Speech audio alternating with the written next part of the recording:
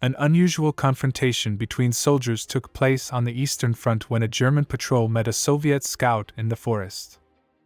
In the ensuing firefight, one patrolman was killed, and the rest of them hid behind a tree. The scout also hid under a tree, and a duel of courage and fortitude began. They lay against each other for a long time. Every time the Germans tried to come out of hiding, the scouts started shooting, pinning them to the ground.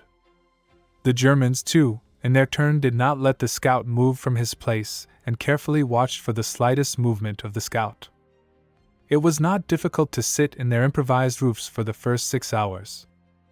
At least the scout had water and galettes with him, so he was not hungry. And how the Germans were there is unknown. 2 or 3 times the Germans started firing in the air to attract the attention of their own, but the area was deaf, so that neither German nor Soviet support appeared. After 6 hours, both men began to suffer from stiff arms and backaches. When it got dark, one of the patrolmen moved, apparently unable to stand this motionless lying. Then the scout gave a turn and the German fell silent again. All 3 lay motionless again. The moon rose, the forest became a little brighter, and the wind rustled softly. The scout's arms and legs ached violently. He rolled from side to side, fighting the agonizing desire to get up and stretch.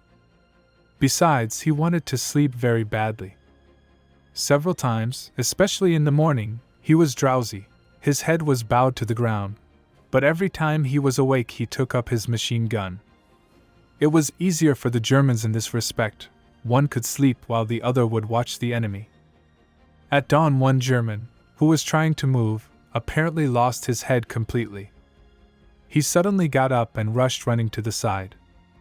The scout immediately fired and the patrolman fell to the ground. Now there were 2 of them left, one on one, and they lay down again, watching each other carefully. The second 24 hours of the standoff had begun. My head ached and my arms were cramping. They were no longer thirsty or hungry, they only wanted to sleep. The scout came up with a trick. He stuck a branch in the ground, and every time his head bent to the ground, he bumped into it and woke up. At noon the German spoke. First he gave 2 bursts from a machine gun, and then he began to shout in broken Russian, "Rus, surrender." But the scout did not answer. He was closely watching the enemy. Without waiting for an answer, the German did not stop shooting and began to crawl away, and then a shot rang out. The scout waited for the German to rise a little and fired.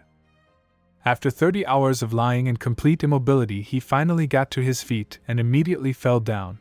His legs became weak and unbendable. For about 20 minutes he made new attempts to rise, but each time he fell.